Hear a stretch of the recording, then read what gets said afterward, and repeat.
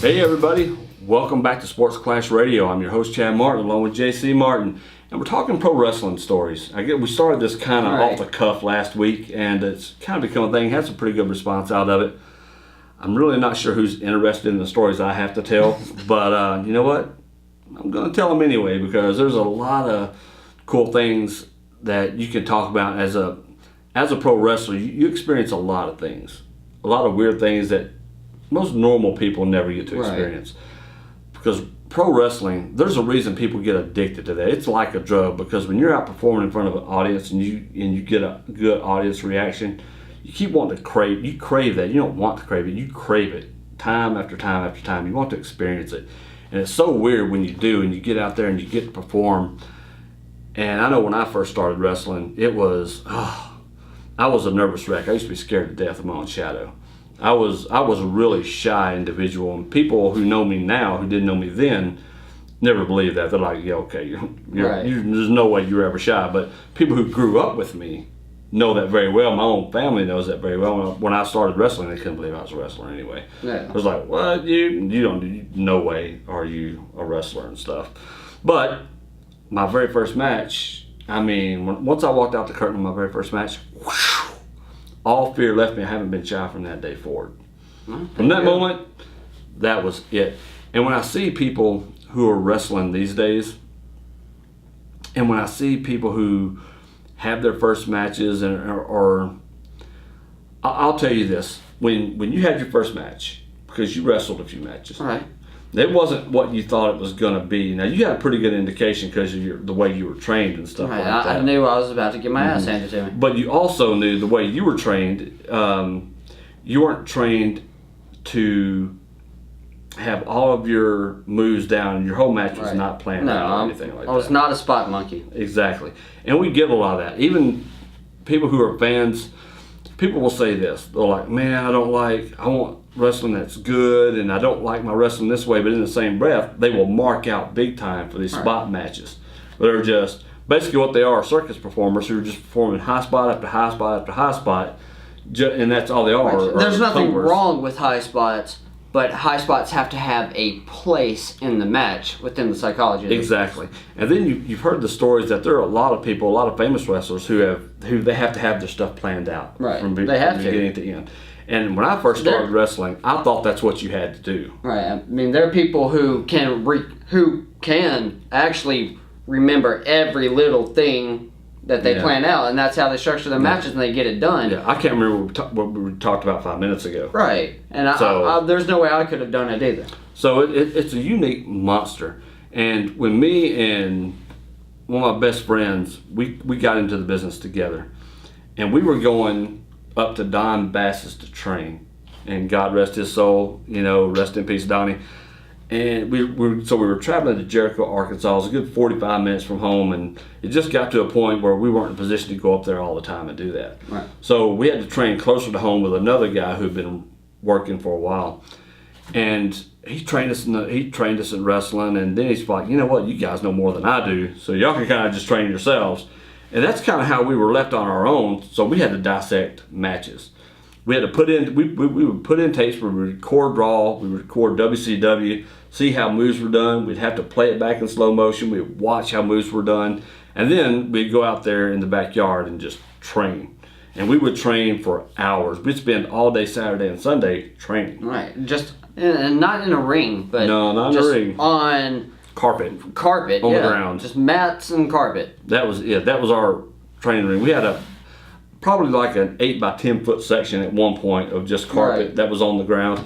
And even I remember at Christmas time that year, it snowed and iced over, and we were still out there training in the ice. We were dumb, right? We were just stupid. You just don't do that stuff. It's probably where a lot of my back issues have come from, was those training sessions. But when we finally got a ring, we had a wooden ring we put up in the backyard. And we'd go out there, and me and Howard would train for hours and hours and hours. And we had planned our first match together. Now, that wasn't my first match. My first match was when I told you about, when I went out and walked out. That was a few weeks earlier. With Tango. Exactly. So I go out. We were trained. We have everything plotted out. We know exactly what we're going to do.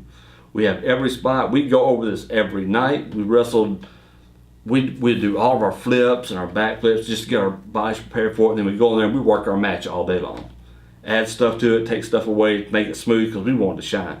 We knew when we went out there, we were going to show everybody up. It did not matter. All these guys who were just going in there punching, kicking, their high spots, a suplex or something like that. Oh no, we were doing all kinds of stuff. We were doing the head scissors. We were doing what we called it the Superman. He'd run in, and I would pick him up, and he would fly over my shoulder and land on his feet and hit the other ropes and come into a tilt-a-whirl backbreaker.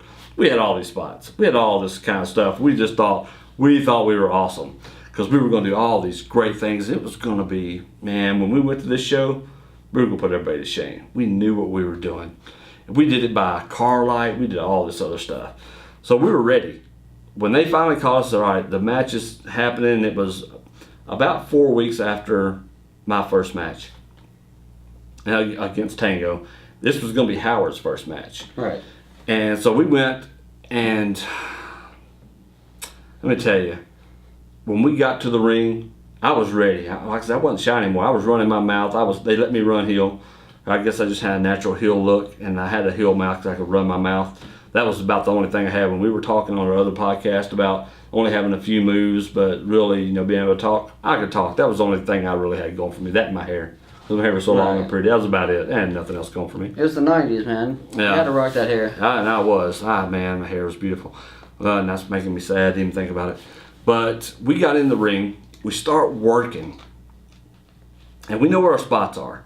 So we're locking up. We're doing the Tennessee spot, headlock, shoulder tackle, step over. We're doing all that stuff. And we start to slowly build our match. We're telling the stories. We're doing the stuff.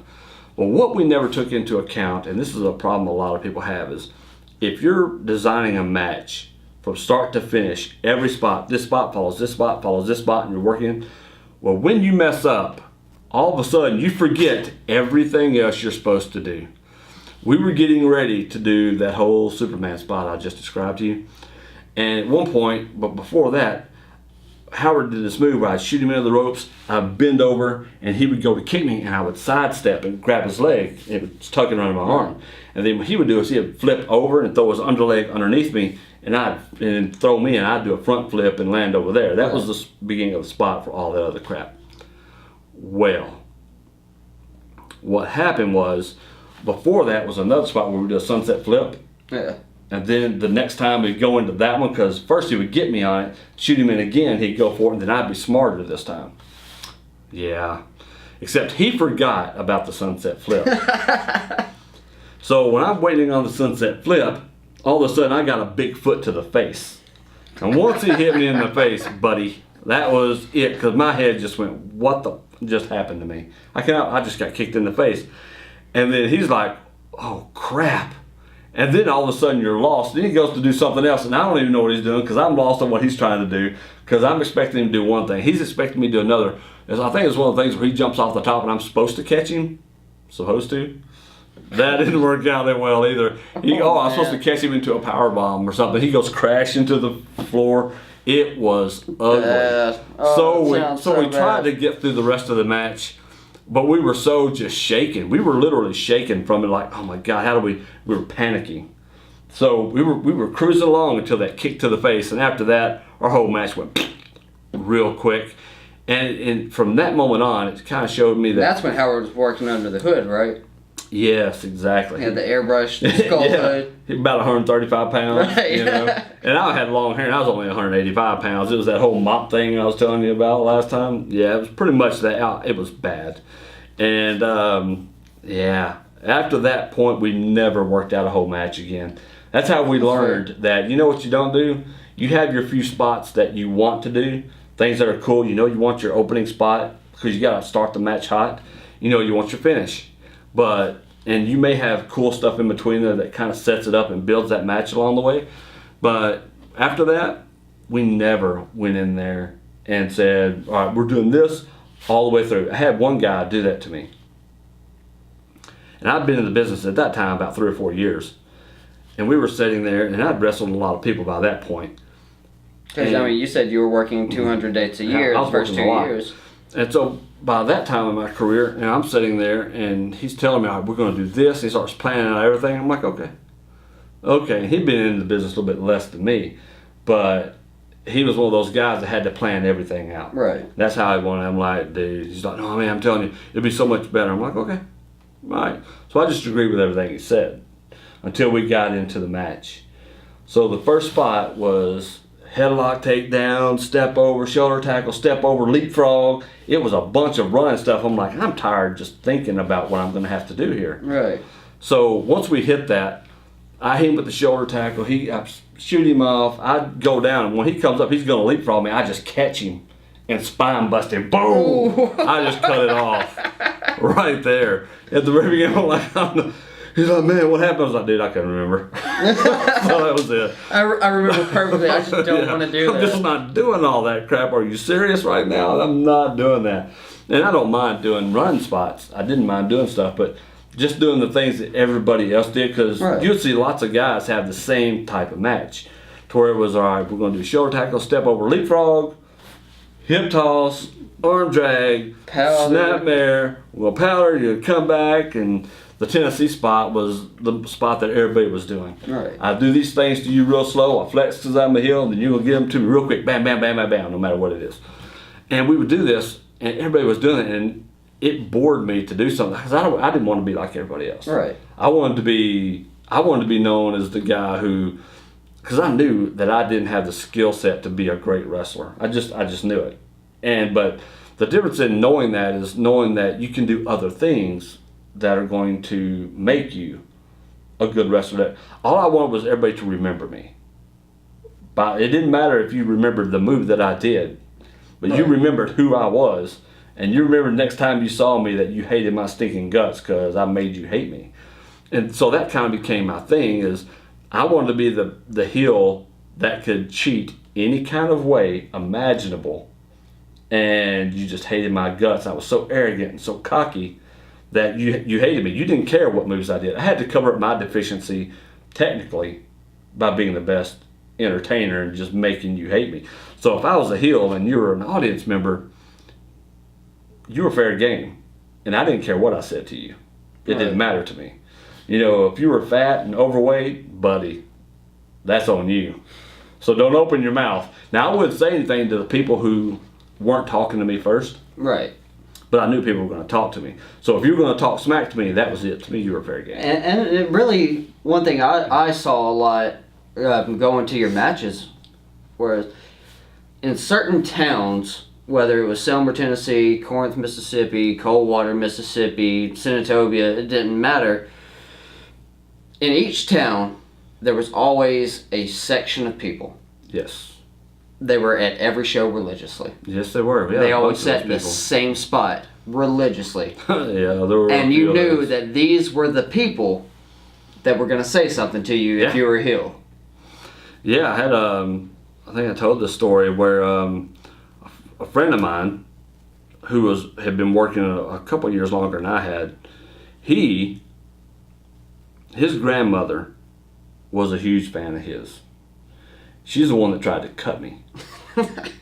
So now you have to tell this story. I mean, you brought it up. You have to tell the story now. I'll go ahead and tell the story. You get two for the price of one today. But basically, we were working, and we had a heel faction. You know, me and a bunch of other guys. And was this you and Stud and Wraith? It was me, Stud, Wraith, and Blackjack Daniels. And we had we ripped off the whole Dangerous Alliance thing, and that's what we were calling ourselves at the time. You didn't have the internet really back then, so it didn't hurt to have all that stuff. Exactly. So we had our group, and we wrestled in that building. It was only about 400 people in there, but it was packed. Small venue, but it was packed out. And it wasn't exactly a tall venue, if I remember correctly. It wasn't, but I mean, it was big enough you could work in and not have to worry about anything. But you didn't have to worry about hitting your head or your feet if you took a high bump or anything like that. It was a Shriner building is what it was. In that compact area, you know, all the noise from the crowd was so loud, amplified. And we had the one light over the ring, so it had that real old school feel to it. I loved it. It was great. The atmosphere was awesome because it was so loud in there. It was a tin building, and the crowd at that time was about half black, half white. Right. And all of them hated us equally. Everybody hated us equally. It was tough. And the guys we were wrestling that night were a couple of the local guys, a friend of mine, Iron Man 2000, who runs Fitness 2000 Gym. He owns it. and just a great guy, Connie Burton, great guy, and another one, Taurus Holtz. His brother, matter of fact, his oldest brother is police chief here in Senatobia. Right. And just great people they were, but wrestling-wise, we hated their guts. So that night, we handcuffed them to the ring and beat that shit out of them. I mean, we beat them so bad. It was ridiculous. Those people were throwing things at us. They were cussing us. We weren't allowed to cuss. Of course. But they were. You're the professionals. Yeah, the fans would cuss don't us have to be. like crazy. They were throwing things. And that night when we were beating the crap out of them, you could see people were just up. They were mad. They were yelling, and you could feel the tension, which was awesome. It was palpable. And if you really want to be dialed in and be a good entertainer, you need to be able to judge the tension of your audience, where they're sitting at, and I mean that sitting on the precipice of where they're really getting into the match. You know, are they invested in what you're doing? Oh, well, they were invested. When we were beating the crap out of them because we were just running our mouths. I mean, I wouldn't stop running my mouth. So, how did you get to the point of having them handcuffed to, go Well, to that's this? where I'm getting to. Right, okay. Because here's the thing. As we're beating them up, finally the other good guys come out for the save. So they run in the ring, we back out, we're on the floor, and people are just giving us what for. Well, his grandmother's sitting on the side of the ring over there. She's just cussing me up and down. This woman's in her 60s. And her husband was just a skinny old man who was even older. He might have been almost 70 at that time. I think he might have been over 70. But he was there too, and they had the concrete barriers where they had the concrete blocks with the steel posts and the ropes around it. That was the cordoning off thing that was keeping that was your at bay. barricade, was a rope. Oh yeah, that was it. So this dude, I get over there and the ladies are cussing us out. People are just rah rah rah. You're just MF. GD, you son of a... I mean, they're just giving it to us. The lady, I can't remember exactly what she called me, but I turned around to her. Probably not something that we can use on the show. No. And what I'm about to show you, I probably can't use on the show either, but I'll show you what I did. So she's just, Storm, you piece of S-O-F, and I mean, it was bad. I don't even know if she did that F word. They were cussing me like crazy. So I turned around and I said, honey, I did this. And once I did that, the whole side just came shooting up. I mean, it was like somebody doing the wave. I mean, at a big football game, they just went, oh. And the old man, her husband, picked up that freaking concrete block with the iron pole in it. He picked that damn thing up. And I saw a glint of something out of my eye, and I jumped back, and it just missed me. You know, and I don't know if it was scissors or a straight razor. I don't know what it was, but it was sharp and it was metal.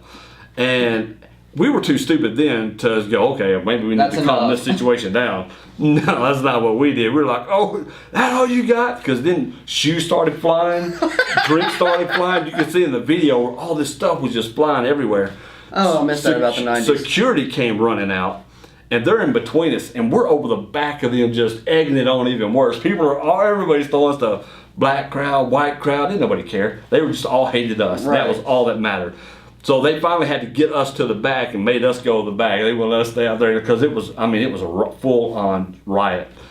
We got to the back and we were laughing about it. It was great, man, because of what we had done. We did our job. It was great. Those people were coming back the next time. Right. They knew they were coming back. Well, the security guard came back, who was Connie's brother, Tracy, who's a big old boy, big muscle building, just huge. His shirt was ripped up. He had blood on him and everything. And we're sitting down there, and he comes up, he gets over the top, and I'm sitting down there laughing. I said, what's up? He said, Storm, never again. Never again am I going to security when you're out there. Because this almost happened the time before that. Right. And from then on, every time I wrestle, he goes to the back. Every time after that, he would not stay out there. Because he knew that I was going to make somebody mad, and he didn't want to die. And that was pretty much it, because his shirt was cut up. It was great. I told Mike, he was like, dude, your grandmother tried to kill me. He said, I keep telling her. I'm like, you keep telling her. To kill me? Is that what you're telling her? I'm like, no, dude, she don't need to come to the shows. But she, eventually, as the years passed, she got to like me and stuff like that and stuff. She said, I used to get so mad at you. I'm like, yeah, you tried to kill me one night. I'm sorry, I almost murdered your dad. I swear, but she ended up being she was a great lady, though, away from there and stuff. It was great. But that tells you how people then used to get really involved. I mean, the fans, I miss it so much. Those memories and those days, it was so much fun to be a wrestler because you didn't have all of the stuff. Everything was cafe'd still, and I love kayfabe. I mean, that was the best thing because people just didn't know. They thought they knew, but they really didn't know. And then when you're at a live event like that, especially back in that time period, you couldn't help but get pulled into it.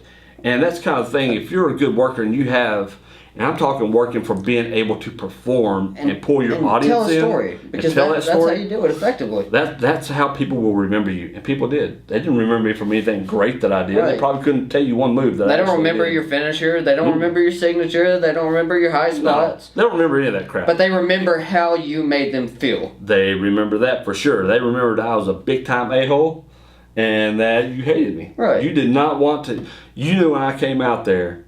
They were booing me all the time, and now the good thing about that is when I turned face, people it's would huge. pop like crazy because this guy they hated so much saw the light. You were one of the top heels in the organization. We'll call it an organization. But if you're the top heel and they, hate you with every molecule in your body. Oh yeah. When you make that turn and then you either break up the faction that you're in that kind of case, or if you're helping out, the top baby face in the organization or whatever. Because of the hatred that they have for you, that much hatred instantly turns into that much love. It does. And real quick before we go, I'll tell you this. We were in Corinth. You and Kate were small then, Right. but y'all went with me to Corinth. And the night I turned babyface, because I've been working heel my entire Was this with part Derek from King? That was Derek Okay. King and all those guys.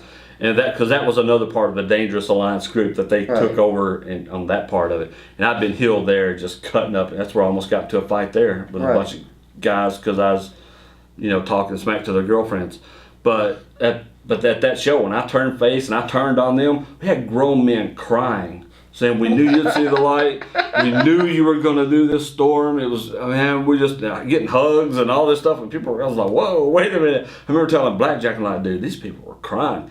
He said, "I'm telling you, man, you got it. When they're out doing that stuff, you got them." And it was nuts. I sold so many gimmicks after that. Little photographs just glued on top Right. of a flip notebook. I still have a couple of them somewhere.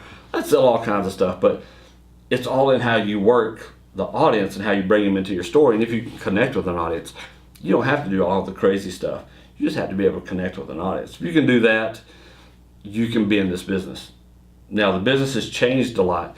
It's not those days, man, they're so far gone now, and I miss them, but that's why we're telling these stories. Because actually, I have a lot of fun going back down memory lane and telling a bunch of these because there's some crazy junk that happened. Right. Because I remember. I don't even really remember the match that went on when you turned on Derek. I remember that you were in the match. Derek was in your faction there. And I remember you getting either you hitting the ropes or you being Irish whipped at the ropes. Derek not paying attention, thinking he's helping you out, or maybe the Irish whip got reversed or something of that nature. And he would go to trip your opponent, but it would be you there because he wasn't paying attention. He was showboating, and he'd trip you up, and you kept getting onto him, and you could feel it build. Yeah. Like even as a kid, I think I was 8, 9 Maybe. years old, something like that. Maybe. But I remember feeling it build. Yeah. This tension between you and Derek, even though you're wrestling a match against someone else in the ring. Exactly. And then eventually you snap and you hit him with what, 82,000 power There bombs? was a lot of power bombs. I think you hit him with what, three? He three or kept four? telling me, "Powerbomb me again." I'm like, "All right." If you want to die, okay. He's like, "They love it. Hit me again."